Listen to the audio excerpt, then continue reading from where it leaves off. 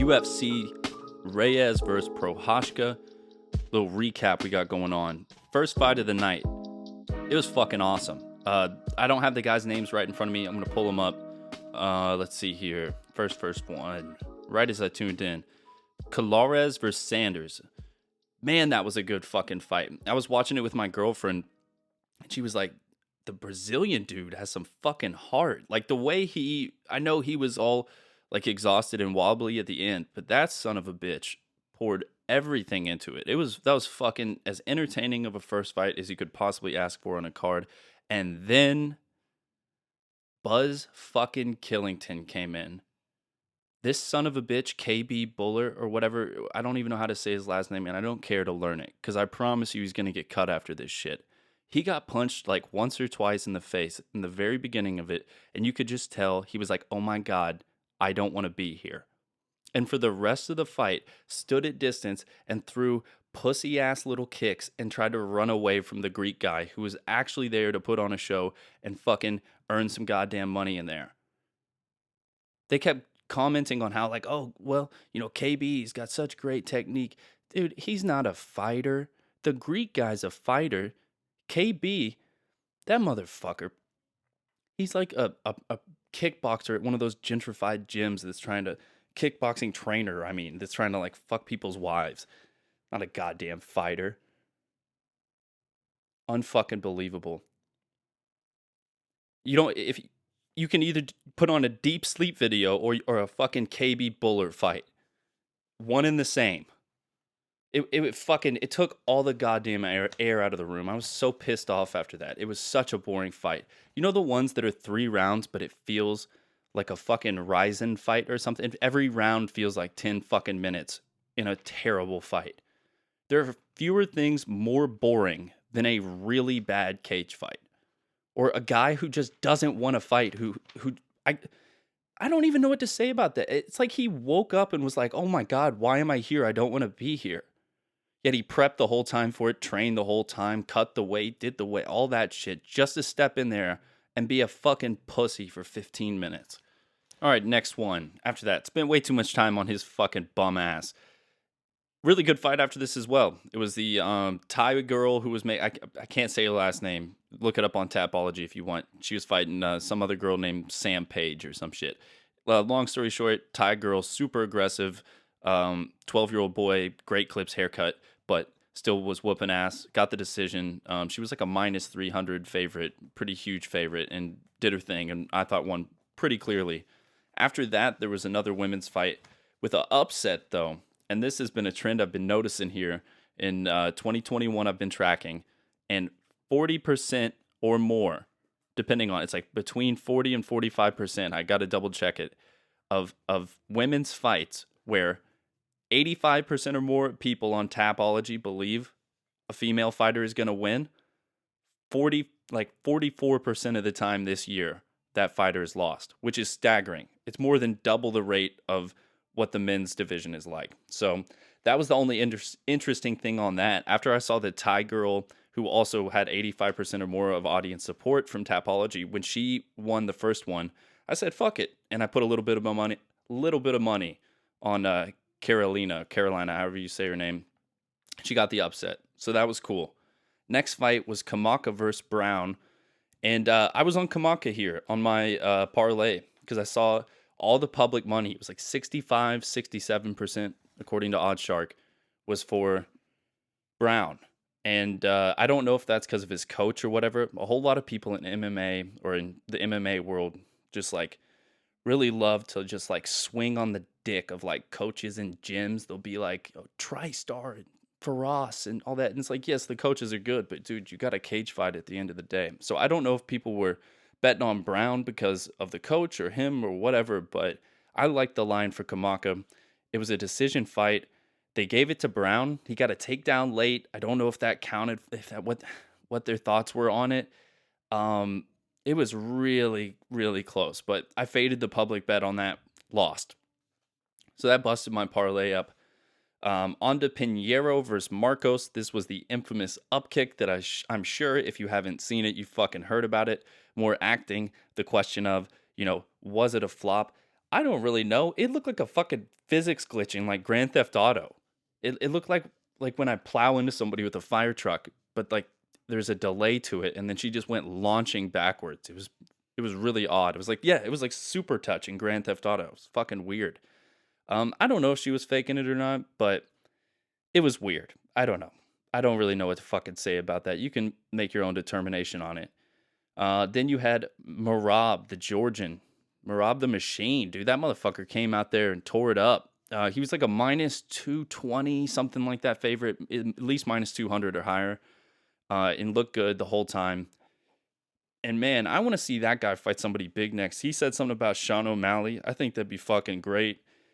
I just want more fighters in general, like this Marab dude who can wrestle, but want to throw hands. But because I'm so sick of the guys who can't wrestle at all, getting in there with a dude who can, and then it's 3 rounds or 15 minutes or 25 minutes of wrestle fucking. That's what you get. Whole bunch of wrestle fucking. And I'm not really here for that. So I like more guys like Marab. I'm all for it. He was dope, and more of him. After that one, Sean Strickland picked up the easy W. Dude really hasn't had a loss since he ran into that Windstar a couple years ago. He's been on a tear since then. But, you know, he's a tough dude, but Ford Tough is a little bit different. So good to see he's come back from that. I'm just fucking around. I mean, I'm sure he should be able to take it because it seems like a guy who fucking gives a lot of it out. By that, I mean, runs his mouth a whole fucking lot. So it's good to know the accident didn't change him too much. You know what I mean? I don't give a fuck. I mean, even Bisping was hinting at the fact that the guy's a fucking dickhead. So, whatever. I don't feel bad about making a low blow joke about him losing to a fucking van. After that, oh God, after that, here we go. I had Cutelaba winning against Jacoby, and of course, it was a draw. Now, let's just go through it. Round 1, Cutelaba gets 8 takedowns and has him pinned up against the fence, elbowing the shit out of his face until the bell rings. Somehow, only one judge saw that as a 10-8 round. The other 2 didn't. Don't know what the fuck they were watching, but it wasn't. After that, they split the second and third, blah, blah, blah. You know, fucking Cutelaba fades. It really went exactly how Jacoby said it was going to go, to his fucking credit. Cutelaba didn't do shit in the first couple minutes, and then he said when he took him down, he wasn't going to be able to keep him down. He wasn't, but he did get 8 fucking takedowns. I mean, Jesus Christ, that's got to count for something. What the fuck? And the way he was beating him up against the fence, I mean, worse refs have stopped that shit before. I'm not saying it deserved to be, but I'm just saying, I mean, if that's not in a 10-8 scoring position, I don't know what the fuck I'm looking at. So that was controversial in a sense to me, but the real thing, the real kick in the dick was the 6 fucking times Mark Smith said, "Get your hand off the cage, get your hand off the cage, get your hand off the cage." In what other scenario where somebody's fouling someone do they get 5, 6 warnings without it being a point deduction? If you kick somebody in the dick 6 times, you're losing a fucking point. Or if you punch them in the back of the head 6 times, eye gouge them, whatever the fuck. It's a foul. You're going to lose a point. I don't understand why it's like being weighted differently. Like the guy over and over again broke the rules and the fucking only guy in there who can enforce it didn't fucking do it. And of course I'm butthurt about it because I had money on the guy. But Jesus Christ. It happened earlier too, the same fucking dude. A girl was being warned about the eye pokes over and over again. Ended up poking the girl's eye and cutting her eyelid. Still no deduction. What the fuck are we doing here? So that fucking sucked. I mean, I would rather almost just having no win or loss, having it be a draw, so fucking lame. I mean, the only positive that I can glean from this entire situation is your boy the Hanyak actually liked the Photoshop of him that I did as a Duck Dynasty motherfucker. I'll put the picture up here. But that shit made me crack up. But that's the second fighter that I've got to respond to one of my tweets on fight weekend.